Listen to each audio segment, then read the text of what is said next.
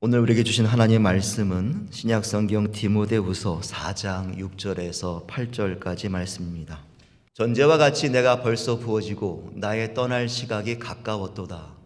나는 선한 싸움을 싸우고 나의 달려갈 길을 마치고 믿음을 지켰으니 이제후로는 나를 위하여 의의 면류관이 예비되었으므로 주 곧 의로우신 재판장이 그날에 내게 주실 것이며 내게만 아니라 주의 나타나심을 사모하는 모든 자에게도니라.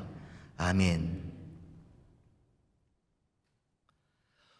오늘은 종교개혁 주일입니다. 1517년 10월 31일 독일의 비텐베르크 대학 신학교수이자 사제였던 마르틴 루터가 로마 교황청의 부패와 특별히 면죄부 판매에 반대하면서 95개제의 반박문을 만들어 그 성당 문에 붙인 날이죠.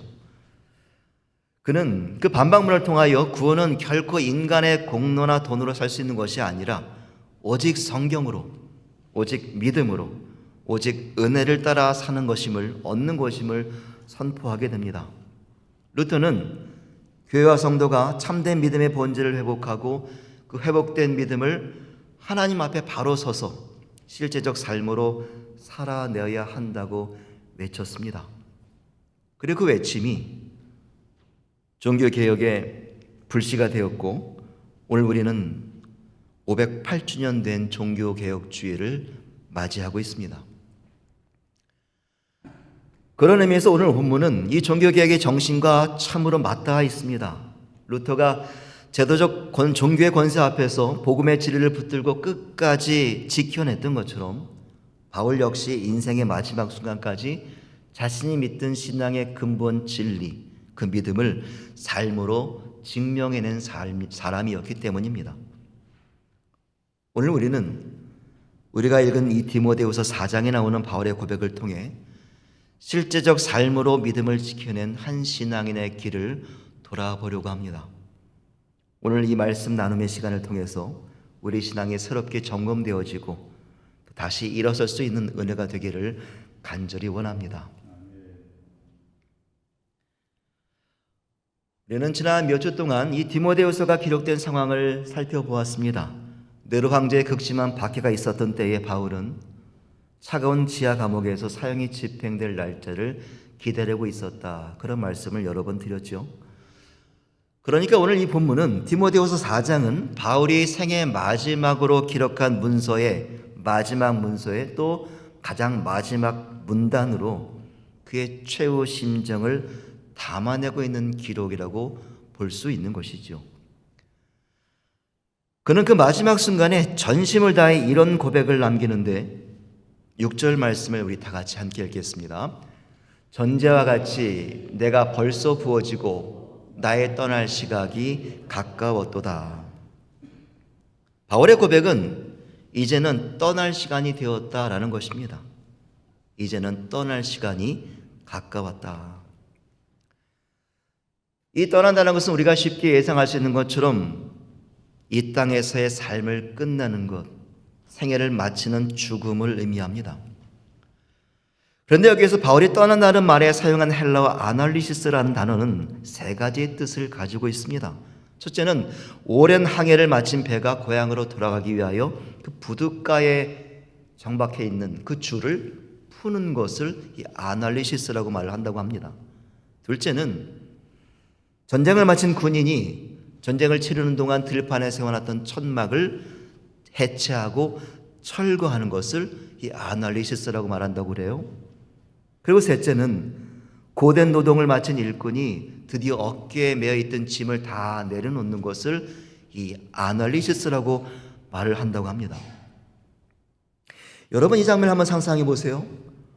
폭풍과 파도를 견디며 항해하던 배가 모든 일정을 마치고 마침내 고향의 항구로 돌아가는 그런 모습입니다.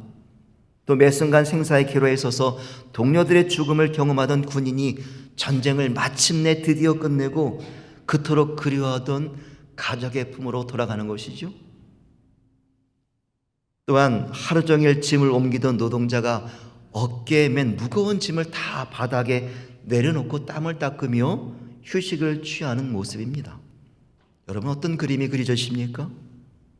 그들의 모습은 끝이 아니라 안식과 평안의 시작일 것입니다.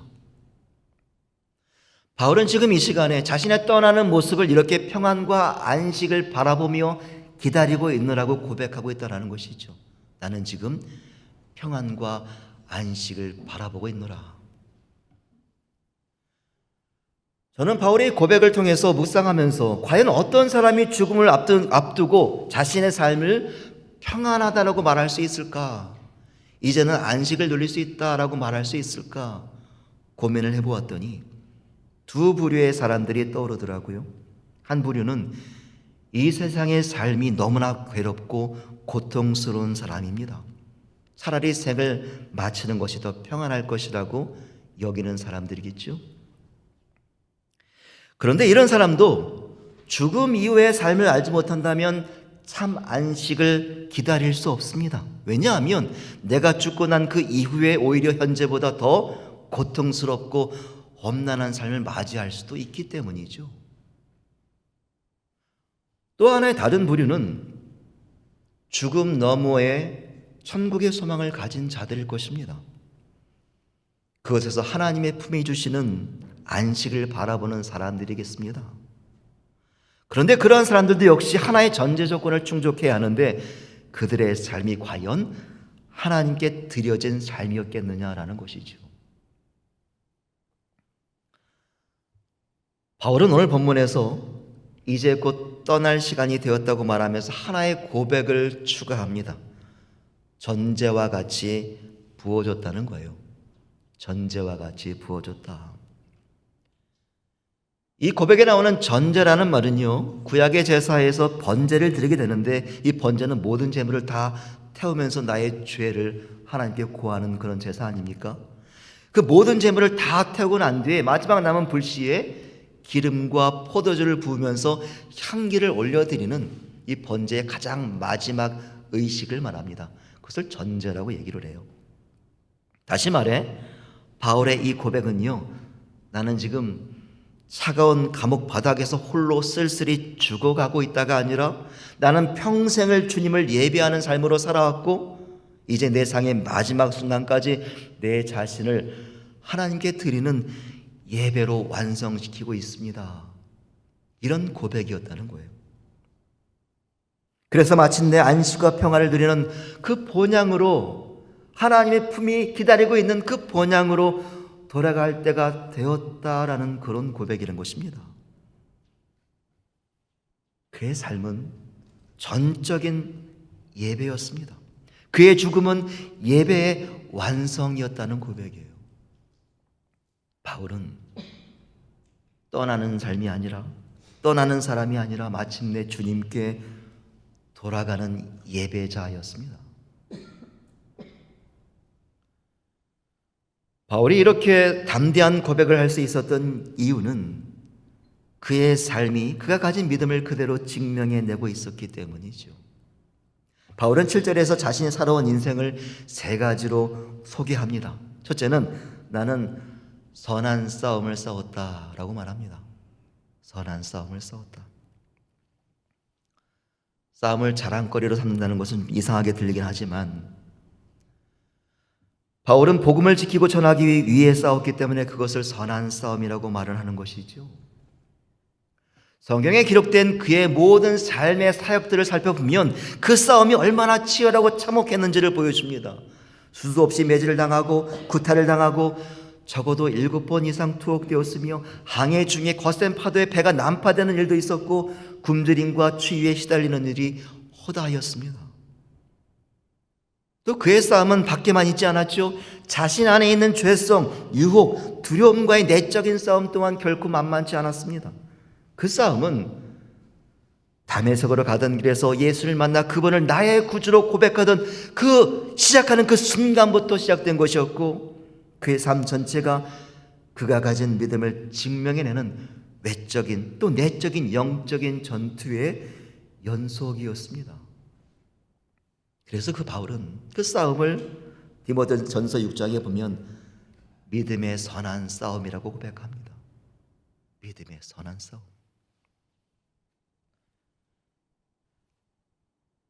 둘째 바울의 고백은 나는 달려갈 길을 마쳤다라고도 이야기합니다.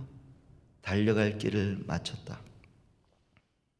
여러분, 누군가 달려갈 때 아무 곳이나 향해 달려가는 사람을 혹시 보신 적 있으십니까? 아무 곳이나 막 달려가는 사람 말입니다. 왜 아이들과 강아지는 왜 이렇게 뛰는지 모르겠습니다만 막 달려가지 않습니까?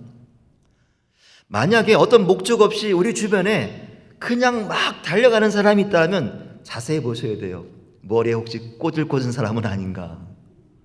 아니면 의사에게 소개시켜야 되는 사람은 아닌가? 그렇지 않습니까? 달리는 사람은요, 누구든지 목적이 있는 사람입니다. 달리기는 정해진 목표와 방향이 있기 때문에 달려가는 것이지요. 예전에 한 신문에서 이런 이야기를 읽은 적이 있어요. 한쪽 다리를 사고로 잃은 어떤 사람이 자신의 불행을 극복하기 위하여 마라톤 도전을 결심하는 거예요. 그리고 의족을 달고 연습을 열심히 거듭한 끝에 마침내 대회에 참석해서 42.19km나 되는 그 풀코스를 완주한 거예요. 그 모습을 보던 한 신문 기자가 질문합니다. 아니, 어떻게 그렇게 뛸 수 있었습니까? 그러자 그분이 대답하기를, 저에게 42.19km라는 거대한 숫자는 절망적인 숫자입니다. 마치 다리가 없이 살아야 하는 나의 암흑과 같은 인생과 같죠. 하지만 내 앞에 있는 한 걸음 한 걸음을 고통을 참으며 포기하지 않고 걸어내었더니 완주하게 되었더라고요. 너무나 평범해 보이는 말이지만 가장 명확한 정답이지 않습니까? 한 걸음 한 걸음. 여러분, 우리 성도의 삶이라는 것은요, 사주팔자에 나온 전궤를 따라서 운명과 숙명에 우리의 삶을 맡겨 살아가는 것이 절대로 아닙니다. 우리는 하나님이 부르시고 이끄시는 목적대로 우리에게 주어진 믿음의 소명을 붙들고 나가는 순종의 여정을 살아가야 하는 것입니다. 하지만 우리 모두가 알고 있는 것처럼 그 믿음의 여정은 그리 쉽지 않죠. 참 어렵습니다. 때로는 앞이 보이지 않고 수많은 장애물이 기다리고 있습니다. 또 때로는 나의 자존심을 꺾어야 하고 욕심을 내려놓아야 할 때도 있습니다. 그러나 중요한 것은 그 길이 불확실해 보이고 고통스럽지만 나에게 끝까지 달려갈 믿음의 의지가 있느냐는 것입니다. 바울은 자신이 선택한 복음의 길을 한 걸음씩 그러나 포기하지 않고 달렸고 매 순간 그의 부족한 부분과 어려움과 연약함을 강함으로 채워주시는 주님의 놀라운 은혜를 경험하게 됩니다. 그리고 고백하잖아요. 그러나 내가 나 된 것은 하나님의 은혜로 된 것이니 내게 주신 그의 은혜가 헛되지 아니하여 내가 모든 사도보다 더 많이 수고하였으나 내가 한 것이 아니요 오직 나와 함께 하신 하나님의 은혜로라. 이 놀라운 고백의 말씀 우리 함께 읽어볼까요? 그러나 내가 나 된 것은 하나님의 은혜로 된 것이니 내게 주신 그의 은혜가 헛되지 아니하여 내가 모든 사도보다 더 많이 수고하였으나 내가 한 것이 아니요 오직 나와 함께 하신 하나님의 은혜로라. 아멘. 바울의 고백이에요. 바울은 때마다 허락하셨던 하나님의 은혜를 누리면서 달려온 인생의 마지막 고백으로 그렇기 때문에 나는 달려갈 길을 마쳤다라고 자신 있게 말할 수 있었다는 것입니다. 그래서 바울은 그가 싸우고 달려온 모든 길들을 향하여 말하기를 나는 믿음을 지키는 길을 살아왔습니다. 믿음을 지키는 길을 살아왔습니다. 이렇게 소개하고 있습니다.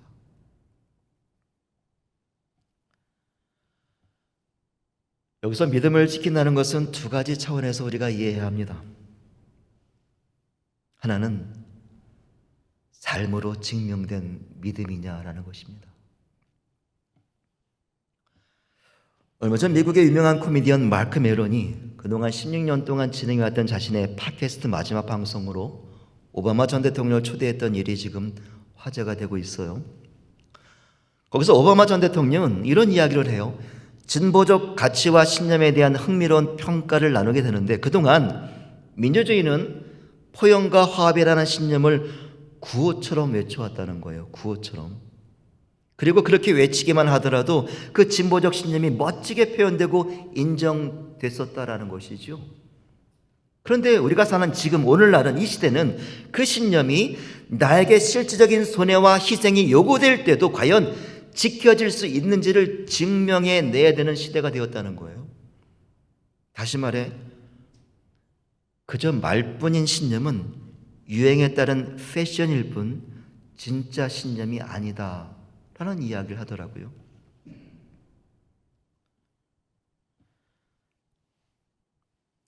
어느 40대 중년 남성이 아침에 어머니에게 투정을 부립니다. 어머니, 오늘은 정말이지 교회 가고 싶지 않아요. 첫째는 주일날 늦게까지 잠을 자고 싶고요. 둘째는 성가대의 불협화음이 너무 싫고요. 셋째는 장로님의 기도가 너무 길어요. 저는 정말 교회 가기 싫습니다. 그러니까 권사이신 어머니가 아들에게 답을 해요. 아들아, 너는 꼭 교회를 가야 하는 이유가 3가지가 있단다. 첫째는 주일은 예배하는 날이니 잠을 줄여서도 가야 하고, 둘째는 성가대 노래를 찬양으로 들어야 하며, 가장 중요한 셋째는 네가 그 교회 담임 목사니까 가야 한다.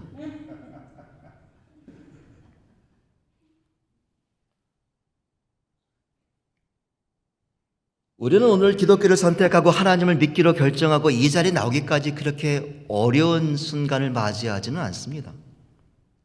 내가 원하지 않아서 신앙을 갖지 않을 뿐이지, 내가 귀찮아서 하나님을 포기할 뿐이지, 참 감사하게도 하나님을 믿는다고 박해를 받는 환경에 놓여 있지는 않습니다. 잘 생각해 보면은요, 우리는 믿음의 유행이 한창이던 시대를 살았던 기억이 있어요. 하나님을 믿는다는 것이 사회적으로 당당했고, 교회에 다닌다는 것이 도덕적 신뢰를 주던 때가 있었습니다. 그때는 믿음이 특별한 대가를 요구하지 않는 하나의 그저 좋은 문화로 느껴지던 그런 시대가 있었어요.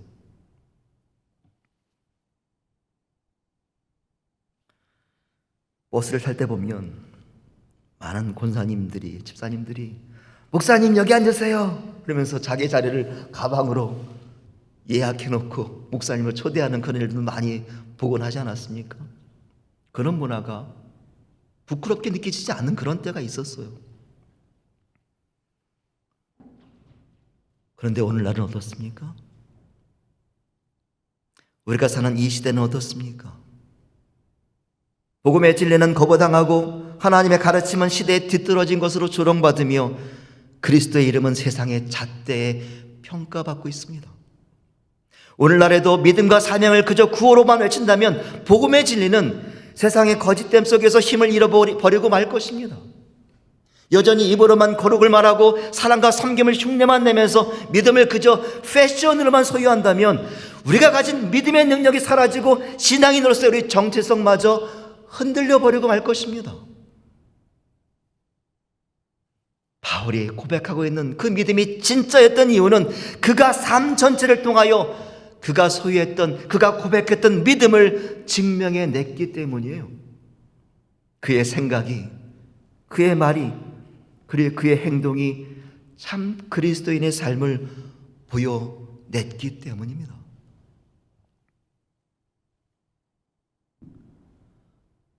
또 하나 바울이 믿음을 지켰다고 하는 것에 대한 의미는 하나님이 인정하셨다는 것을 의미합니다.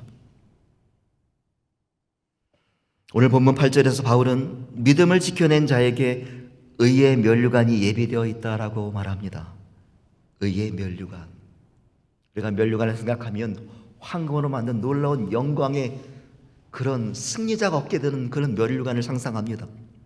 그런데 여기서 말하는 면류관은 황금으로 만든 세상이 주는 영광의 면류관이 아니에요. 고대 경기장에서 그저 마지막까지 완주한 자에게 주어졌던 나뭇잎을 설기설기 뜯어 만든 그런 초라한 관을 말합니다.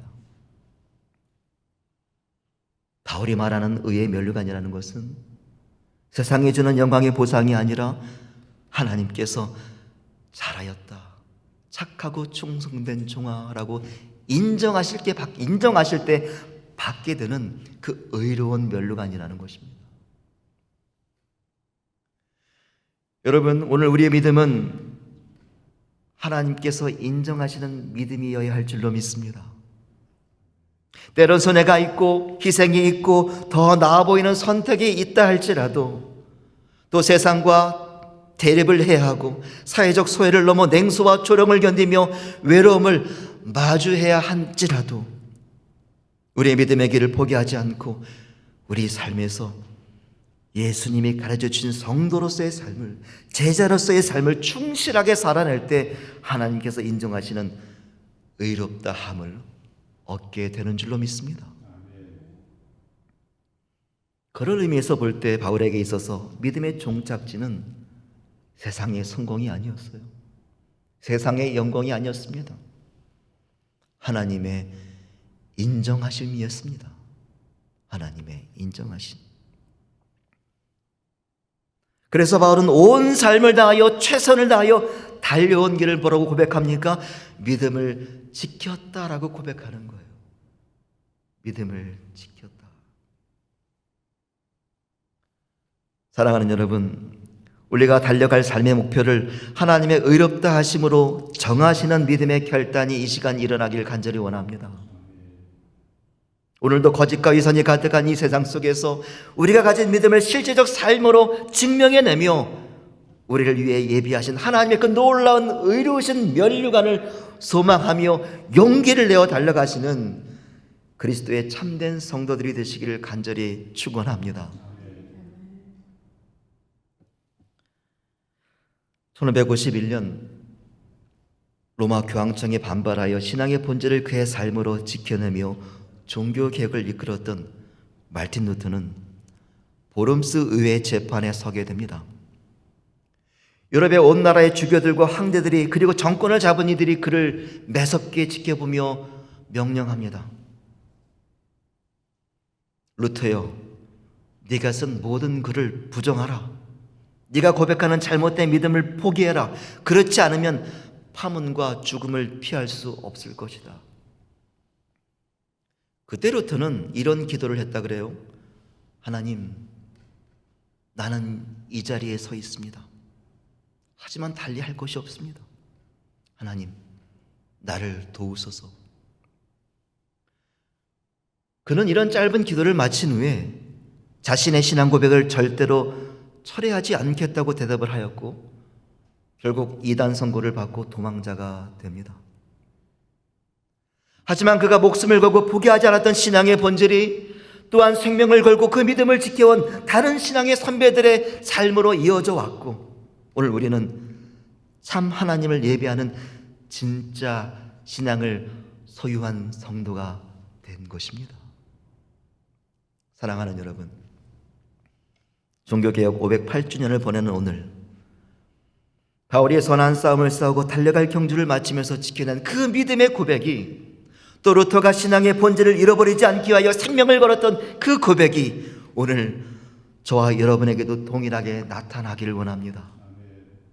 그리고 오직 의로운 자에게 주어졌던 의로운 재판장이신 주 예수 그리스도가 예비하셨던 하나님의 의롭다 하심을 인정받은 종에게 허락하시는 영광스러운 의의 면류관을 얻게 되시는 저와 여러분 모두가 되시기를 간절히 축원합니다.